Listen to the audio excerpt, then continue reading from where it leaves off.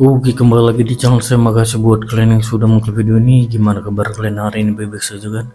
Kali ini kita membahas terkait isu bandara ilegal. Wah, ada aja isu-isu baru mereka ya. Kali ini Pak Jokowi dikaitkan dengan bandara ilegal. Kemarin bos, dan ijazah palsu. Sekarang bandara ilegal.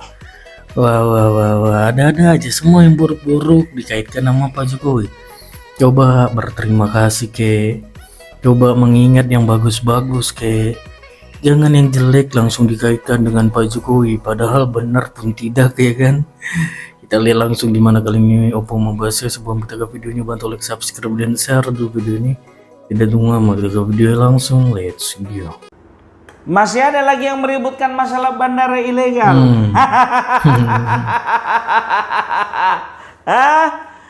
Kemarin masalah ijazah palsu.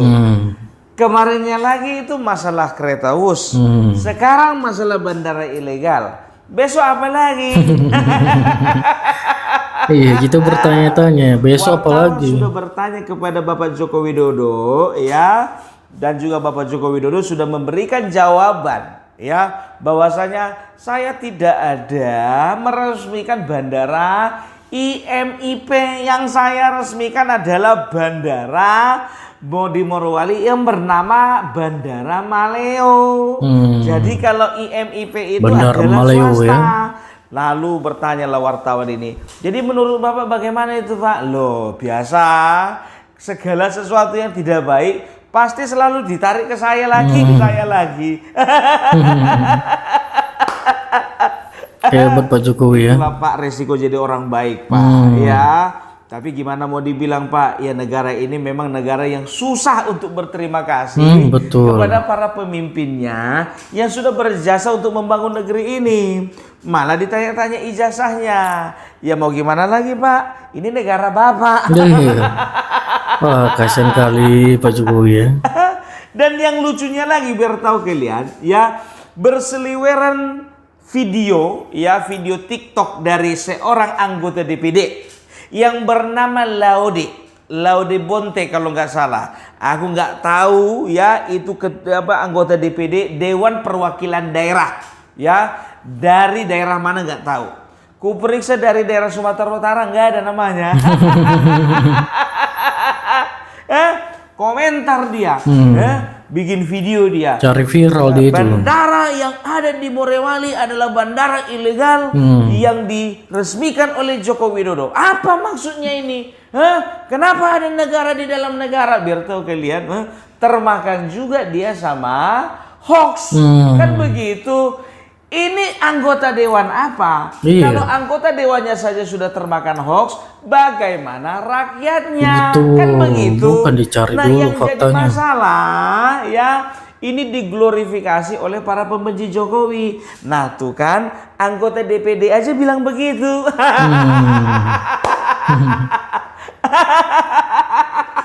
Apalagi kita, kan begitu. Nah, ya yang lucunya lagi Rocky Gerung, biar tahu kalian ya. Rocky Gerung juga memberikan statement. Inilah bangsa ini ya, di mana bangsa ini banyak orang yang merasa pintar, merasa cantik, merasa kaya, merasa segala-galanya. Termasuk si Rocky Gerung ini ya, orang yang paling merasa pintar sedunia. Kan begitu ya, dia komentar juga ya kan. Di Morowali tuh ada 2 bandara tuh. Jadi bandara tuh diresmikan presiden dari tahun 2019. Berarti ini pertanyaannya apa? Pertanyaannya apa? Nggak tahu, jawab sendirilah. Rocky Gerung, sekelas Rocky Gerung nggak mau riset dulu, coba bayangkan kalian ya. Kalau bicara tentang bandara ya, udah dari kemarin mulutku ini berbuih ya, bahwasanya bandara itu ada 2. Yang pertama bandara Maleo, yang kedua bandara IMIP. Bandara Maleo adalah bandara umum, di mana bandara tersebut merupakan bandara komersil. Bandara IMIP itu adalah bandara khusus, kan begitu. Nah, perbedaan inilah yang tidak diterangkan oleh seorang yang bernama Edna Karolin yang diundang dalam salah satu podcast. Podcast apa itu? Podcast miring. Karena apa? Ya selalu pemberitanya miring. Apalagi bicara tentang masalah Bapak Joko Widodo.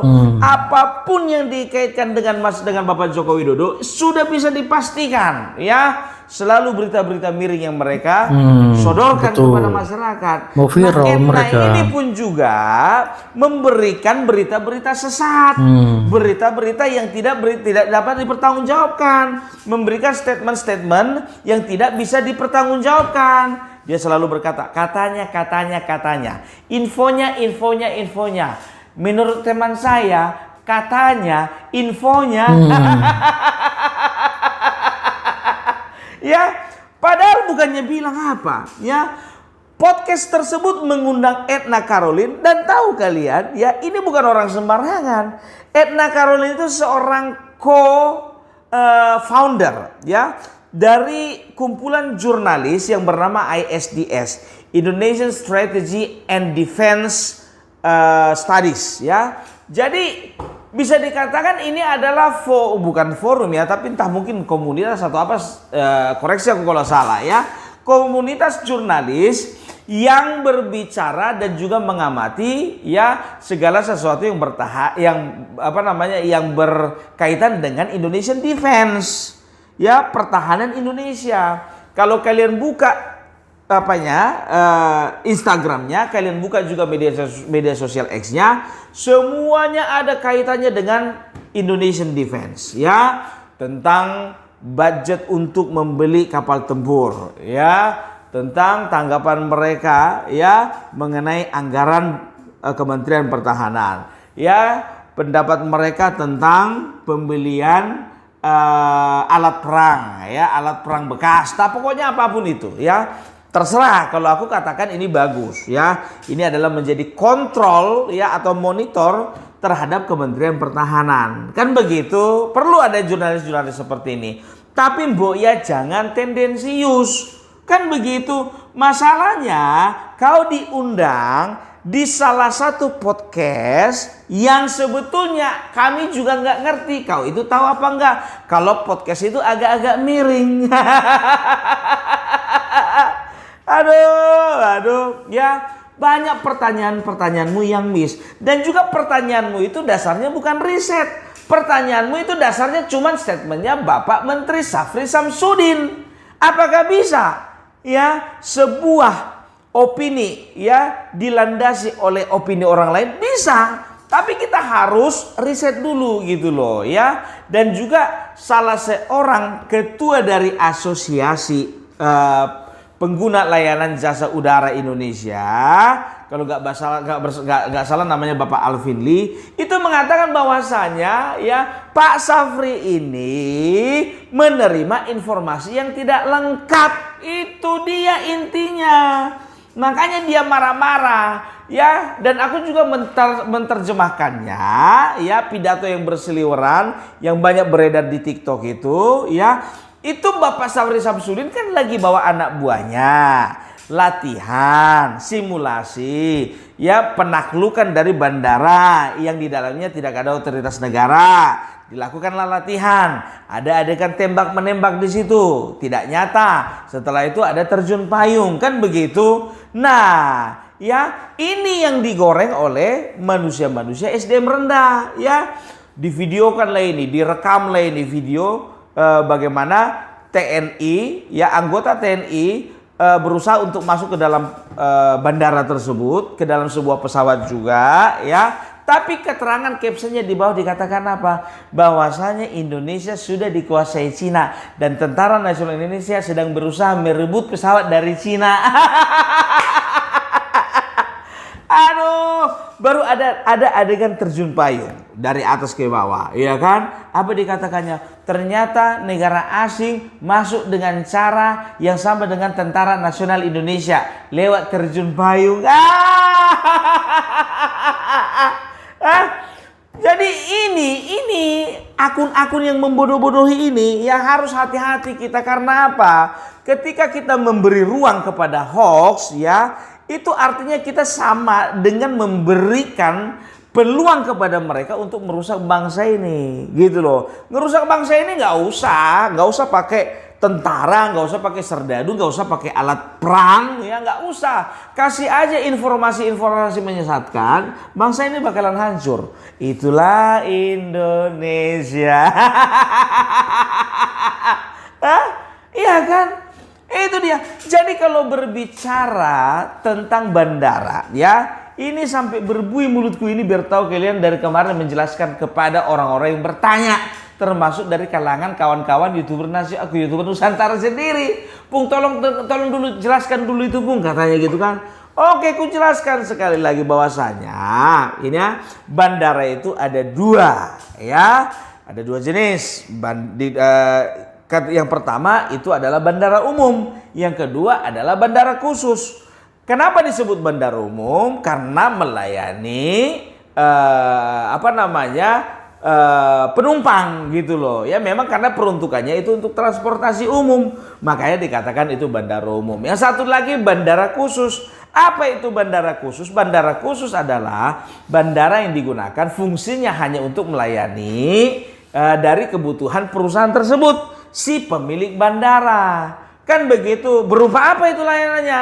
Katakan layanan transportasi logistik, layanan transportasi karyawan. Setelah itu layanan menerima tamu dari luar negeri. Setelah itu ada pelayanan emergensi dalam keselamatan kerja atau kesehatan lah, kan begitu, dan lain sebagainya ya. Yang penting khusus untuk melayani perusahaan tersebut, kan begitu. Nah, kalau untuk airport umum, bandara umum ini pun juga dibagi. Ada bandara domestik dan ada juga bandara internasional. Kira-kira bandara khusus bisa nggak dijadikan bandara internasional? Bisa saja, kenapa enggak? Kan begitu. Karena bedanya bandara domestik dengan bandara internasional adalah bandara internasional harus ada di situ layanan imigrasi, harus ada layanan karantina, dan juga harus ada layanan cukai. Karena apa? Karena hubungannya dengan luar negeri. Domestik bagaimana? Domestik tidak perlu ada layanan daripada yang tiga ini. Karena untuk apa imigrasi? Ya, untuk apa cukai? Untuk apa karantina? Karena apa? Karena pesawat itu berputar-putar berkeliling dari satu bandara ke bandara lain itu hanya di dalam ruang lingkup Indonesia, di dalam ruang lingkup negara kita saja. Kan begitu, ya. Jadi, ya, kalau bandara domestik nggak perlu, bandara internasional perlu, kan begitu. Nah, bandara khusus yang ada di Morowali yang dikelola dan dimiliki oleh PT IMIP, ini sama juga bandara yang dimiliki oleh PT Gudang Garam yang ada di Pulau Jawa, sama juga dengan bandara yang ada di PT Freeport di Papua. Kan begitu. Gunanya untuk apa? Gunanya untuk melayani kebutuhan mereka. Dipaksa untuk menjadi ada imigrasi, karantina, dan juga cukai. Untuk apa itu? Kan begitu. Nah, itulah salah tanggap daripada netizen Indonesia. Aku nggak tahu ya, apakah seorang Bapak Syafri Samsudin juga salah tanggap? Nggak ngerti juga aku. Ya kan? Karena menteri itu manusia. Manusia itu adalah tempatnya hilaf. Siapa bilang, ya kan, banyak mengatakan, mana bisa, Bung, kita harus percaya bahwasanya apa yang dikatakan Pak Syafri itu benar. Karena seorang pejabat ketika memberikan sebuah pernyataan itu nggak main-main, betul nggak main-main. Tapi apa bisa dipastikan nggak hilaf, ya kan? Itu dia. Nah, sekarang si wanita tersebut mengatakan bahwasanya bandara itu ya tidak memiliki otoritas negara. Berupa tidak ada cukai, tidak ada imigrasi, tidak ada karantina. Terjawab sudah ya bahwasanya bandaranya itu adalah bandara khusus, bandara domestik. Dan berkembang informasi bahwasanya bandara tersebut sedang dalam proses ya untuk menjadi bandara internasional. Nah, itu dia. Nah, yang jadi pertanyaan kedua, kenapa pesawat-pesawat asing kok dikatakan katanya dengan seenaknya masuk? Katanya makanya sampai ada keterangan dari si Edna Caroline ini, Kalau sempat pesawat asing masuk ke Indonesia, berarti nanti suka hati mereka bawa apa dari luar negeri ke Indonesia, entah bawa kuman kayak itu, entah bawa bom, entah bawa apa segala macam. Ya kan begitu. Betul, itu harus kita waspadai, kan begitu. Tapi jelas dulu informasinya. Karena apa? Akan ada pihak yang dirugikan. Siapa pihak yang dirugikan? Adalah IMIP tersebut. Citranya menjadi rusak gara-gara seorang perempuan yang bernama Edna Carolina. Kan begitu. Dikatakan apa? Ada pesawat asing datang ke sana. Bisa saja pesawat asing datang ke sana. Jadi begini ya. Pesawat asing, pesawat luar negeri, entah itu Cina, Hong Kong, Malaysia, entah itu Amerika Serikat sekalipun ya. Itu bisa saja masuk ke bandara domestik. Bisa saja masuk ke bandara khusus. Caranya bagaimana? Ya mereka landing dulu, laporan dulu di bandara internasional. Ada bandara Soekarno-Hatta, ada juga di Manado dan lain sebagainya. Ya, mungkin di Sulawesi Tengah lebih dekat ke Manado sebagai bandara internasional. Dari sana baru menuju ke tujuan berikutnya. Entah itu di bandara domestik umum ataupun itu di bandara khusus. Gitu. Jadi berpikirlah yang sehat ya. Jadi bisa ya dari luar negeri masuk ke dalam negeri bisa, dan itu yang kalian lihat itu nggak langsung dari Amerika langsung mendarat di Indonesia, dari Jepang langsung mendarat dari Jepang di Indonesia, yang dari China langsung mendarat di Indonesia, enggak langsung di Morowali itu. Mereka kan cari dulu ya bandara internasional, laporan dulu gitu loh ya. Nah, dikatakan tidak ada otoritas negara tadi sudah selesai kan. Nah, keterangan dari si Neng tersebut juga mengatakan bahwasanya ya di bandara tersebut tidak boleh ada siapapun yang masuk termasuk aparatur negara. Kelas Dandim pun juga nggak bisa masuk katanya. Jangankan Dandim, Kapolri pun juga nggak bisa masuk katanya. Yang jadi pertanyaan, loh, kenapa Bapak Sabri Samsudin bisa bikin latihan di situ? Ya kan? Jangan mengada-ada nona, ya. Jangan terlalu tendensius. Jangan terlalu mau digiring-giring. Jangan terlalu mau di briefing untuk merusak kepercayaan masyarakat terhadap negara ini. Ini kan KO itu sedang berusaha merusak kepercayaan publik terhadap pemerintahan ya Bapak Joko Widodo yang lalu. Karena apa? Karena viral, ya kan? Viral pernyataan mengatakan bahwasanya itu diresmikan, bandara itu diresmikan oleh Bapak Joko Widodo, sehingga Bapak Joko Widodo dalam keadaan kurang sehat terpaksa harus menjawab pertanyaan kalian itu bahwasanya saya tidak ada meresmikan bandara IMIP, yang saya resmikan itu Maleo. Loh, Bapak kenapa Bapak? Ya, ini dikaitkan dengan Bapak, tahu sendiri kalian. Apapun masalah di bangsa ini selalu ditariknya ke saya. Ya. Itu dia. Nah, sekarang yang jadi pertanyaannya, kok bisa seenaknya kalian itu mengatakan bandara itu ilegal, ada kegiatan ilegal, penerbangannya ilegal. Bagaimana caranya penerbangan ilegal? Karena apa? Pesawat-pesawat yang menuju situ itu kan ada bandara asal. Nah, di bandara asal itu ya pasti mereka sudah memberikan izin. Mau kemana, kapan waktunya. Nah, itulah yang dibawa ke bandara tujuan. Kan begitu. Artinya apa? Diizinkan lepas landas dari sana, diizinkan juga untuk landing di sebelah sini. Gitu cara pikirnya. Ini enggak anggota dewan, tapi cara pikirnya cara pikir kerdil. Bisa pula dia menarik kesimpulan Bapak Joko Widodo yang meresmikan. Lapet. Coba bayangkan kalian dulu ya. Kalau bicara tentang politik ya, ada nggak kaitannya, ada nggak sangkut pautnya ya mengenai pernyataan Bapak Safri Samsudin ya terhadap situasi di bandara tersebut ya dengan usaha-usaha untuk mendowngrade Bapak Joko Widodo. Ada saja. Ya kan, ada saja, tapi kan kita kan nggak tahu kebenarannya berapa persen, kan begitu. Maksudnya apa? Ya, isu ini ya sengaja dihembuskan, sengaja dibuat untuk apa? Untuk lagi-lagi mendowngrade Bapak Joko Widodo. Sama seperti isu WUS digunakan untuk merendahkan, untuk menginjak-injak, untuk meremehkan harga diri Bapak Joko Widodo. Terlebih lagi untuk menurunkan elektabilitas Bapak Joko Widodo. Kan begitu. Kita bisa lihat ijazah palsu begitu juga. Tujuannya apa? Tujuannya semata-mata untuk mendowngrade, ya, mendowngrade kapasitas ke Bapak Joko Widodo. Itu tujuan mereka. Jadi apapun masalah di bangsa ini, siapapun yang menyampaikan, mau Pak Sapri Samsudin, mau Marwaro sekalipun, mau juga itu katakanlah Caimin, bahwa itu juga AHY, ya, apapun ya akan mereka goreng, ya. Arahnya untuk apa? Untuk menjatuhkan Bapak Joko Widodo. Apakah bisa dijatuhkan? Oh, tentu tidak, Ferguson. Ya kan? Itu dia. Jadi kita sebagai rakyat, sebagai penikmat media sosial, ya, itu harus bijaksana. Harus betul-betul filter kita itu three layer gitulah, ya, 3 lapis gitu. Jadi kotoran itu mulai dari paling besar, menengah, dan kecil itu nggak masuk, sehingga otak kita selalu berpikiran dengan bersih. Gitu.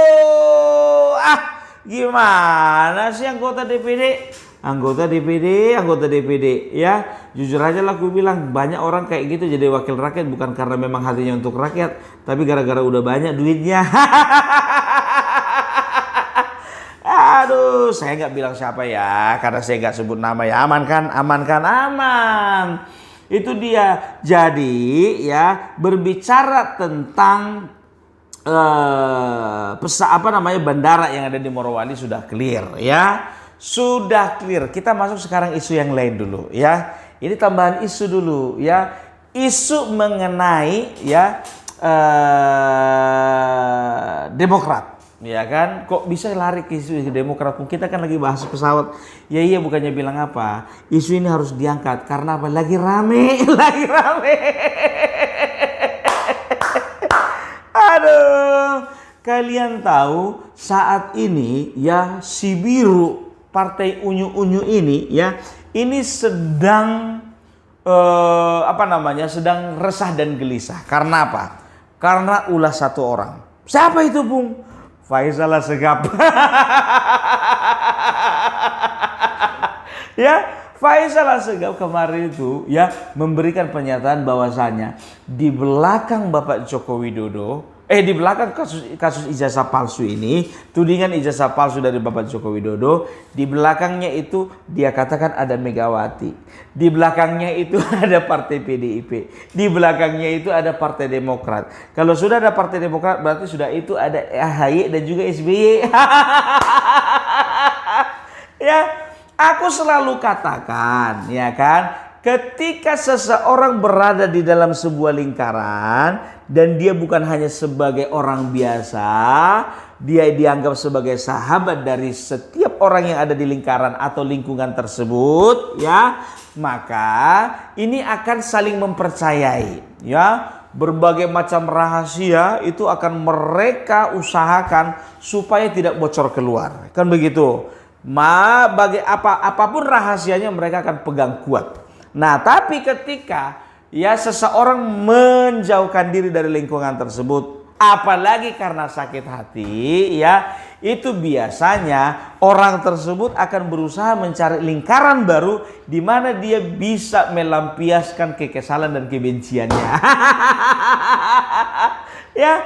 Nah, salah satunya termasuk itu keterlibatan Megawati, PDIP, dan juga, ya, secara eksplisit loh dibilangnya, ya, Partai Demokrat. Karena apa? Ada peran di situ, ya, ada usaha. Kalian masih ingat kan si Roy Suryo, Tifa, dan juga Rismon gak jadi ditahan? Karena apa? Faisal Assegaf mengatakan bahwasanya ada usaha, ada intervensi dari Partai Demokrat sehingga mereka mempengaruhi kepolisian supaya Roy Suryo dan teman-temannya tidak ditahan. Nah, kalau kau perhatikan, biar tahu kalian, ya, kalau kau perhatikan sekarang ini, ya, itu Kosunudin itu kayaknya hanya pengacaranya Roy Suryo. Rismon nggak mau pakai dia, Tifa juga nggak mau pakai dia, ya kan begitu. Nah, tapi di dalam perjalanannya mereka masih tetap kompak. Tapi yang jadi pertanyaanku, Refli Harun kemana? Refli Harun kemana? Gitu loh ya. Jadi aku pernah bertanya kepada seseorang yang bisa dikatakan ahli lah di dalam permasalahan ini. Karena beliau terlibat langsung gitu loh. Bukan sebagai tersangka, bukan sebagai terlapor, bukan ya. Jadi saya tanya gitu sama dia. Itu Bang, Abraham Samad itu kok bisa ya tidak masuk, dan juga Michael Sinaga tidak masuk dalam daftar tersangka, kan begitu ya. Nah, jadi kemungkinan besarnya ini akan diusut sampai ke persidangan. Di persidangan nanti orang-orang seperti ini mulai dari tersangka klaster pertama, dan juga bisa saja dipanggil nanti itu Michael Sinaga ataupun dipanggil juga Abraham Samad ya. Nah, itu kesaksiannya bisa meringankan ya ataupun tidak bagi seorang Rismon, Roy Suryo dan juga Tifa ya. Pegang dulu ini ya.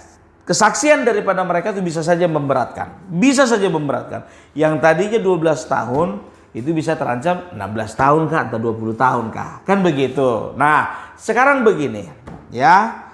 Kalau bicara tentang Roy Suryo, Rismon sama Tifa ya, kita lihat bagaimana alotnya proses penahanan sampai sekarang pun juga tidak terjadi.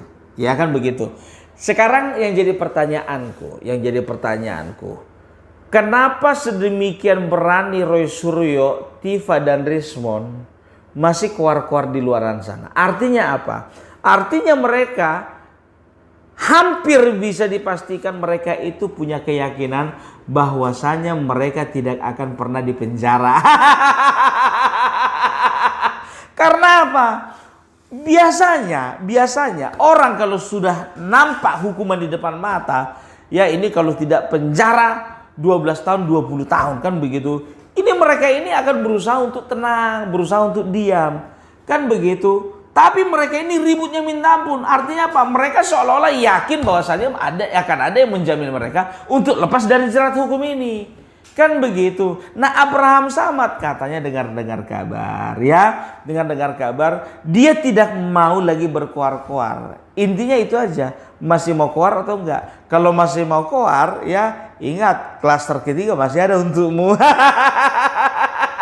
Tapi kalau untuk tidak keluar-keluar oke, nggak masalah. Itu yang pertama. Tapi ada juga beberapa hal yang menyampaikan seperti ini ya. Kalau untuk mantan ketua KPK ya itu tidak bisa untuk dijebloskan ke dalam penjara. Ya, aku nggak tahu ini betul atau tidak kan begitu.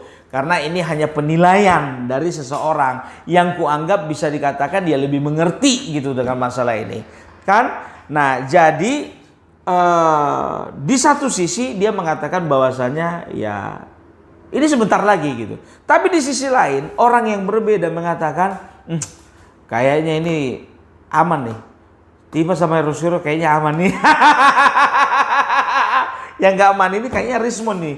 Sampai segitunya gitu loh. Ya, jadi dua orang yang ahli ya, yang bisa dikatakan mengetahui masalah ini mulai dari awal sampai akhir, itu memiliki dua penilaian berbeda. Yang satu mengatakan bahwasanya Roy Suryo, Tifa, Rismon itu pasti sebentar lagi. Yang satu lagi berpikiran bahwasanya Roy Suryo dan juga Tifa itu kemungkinan aman. Tapi kalau Rismon kemungkinan makin berat. Aduh. Ya, jadi kalian tahu nggak? Ijazah palsu, WUS, sekarang lagi bandara ilegal, ya, itu adalah usaha-usaha besar, ya, yang ingin dibuat untuk mendowngrade, untuk menghancurkan popularitas Bapak Joko Widodo, menghancurkan reputasi Bapak Joko Widodo, yang sudah dibangun selama berpuluh-puluh tahun, kan begitu, berpuluh-puluh tahun pun. Saya rasa kan cuma 10 tahun. Kenapa dibilang berpuluh-puluh tahun? Ya hitungnya jangan dari presiden. Hitungnya mulai dari wali kota lah. Ya coba bayangkan. Joko Widodo adalah salah satu dari pemimpin ya yang tidak pernah kalah. Ingat itu. Nggak pernah kalah. Wali kota langsung jadi itu barang. Periode kedua langsung jadi. Begitu gubernur begitu juga ya. Nggak nunggu dia 5 tahun nganggur dulu baru jadi gubernur. Nggak. Kalah incumbent dibikinnya. Ya. Setelah itu jadi presiden. Presiden bisa jadi 2 kali dia. Itu karena apa? Karena kecerdasan, karena kejeniusan beliau. Coba bayangkan kalian, orang jenius dituding ijazahnya palsu. Ini adalah sesuatu yang tidak masuk akal. Tapi kenapa Rocky Gerung sampai sekarang pun juga nggak kelihatan ijazahnya? Kenapa nggak kalian pertanyakan? Repot memang sama kalian ini ngomong, repotnya minta ampun gitu loh ya. Jadi apapun ya seperti yang disampaikan Bapak Joko Widodo tadi ya, apapun permasalahan di bangsa ini, mau kecil mau besar mau parah mau sedang-sedang saja, itu pasti ditariknya ke Bapak Joko Widodo. Makanya makin kurus beliau. Aduh, Bapak Joko Widodo ya, sehat selalu ya Bapak ya, kami doakan Bapak tetap Tuhan beri kekuatan, diberikan kesehatan. Karena saya tahu Bapak menjelang 2029 Pak, rumah Bapak nggak akan pernah kosong Pak, akan semakin banyak orang yang datang Pak. Itu dia, akan banyak, bahkan lebih banyak lagi orang datang untuk berbondong-bondong salaman sama Bapak. Karena apa? Cinta daripada masyarakat, cinta daripada rakyat melebihi ya daripada sebuah posisi di dalam sebuah partai. Ya kan? PDIP ya, ada anggotanya bilang apa? Dia diibaratkan begini. Aku nggak mau sebutkan siapa orangnya. Ini ada permen. Permen A ini adalah permen yang paling senior. Paling enak. Permen Z ini permen yang paling gak enak. Nah, permen Z ini berusaha untuk untuk terkenal gitu. Jadi bagaimana caranya untuk terkenal? Nah, permen A ini permen Z ini meniru-niru apa yang dilakukan permen A gitu. Aku mikirnya begini, udahlah nggak usah ngomong-ngomong yang kayak gitu, pakai kiasan. Bilang aja antara PSI dengan PDIP. Ya kan? Sekarang mereka itu selalu ya kampanye, mereka tahu. Kampanye mereka sedang berusaha untuk menggambarkan bahwasanya PDIP sedang baik-baik saja, PDIP akan tetap besar, PDIP tidak terganggu dengan PSI, PDIP makin lama makin jaya, PDIP itu tidak bisa goyang, PDIP itu akan tetap kuat.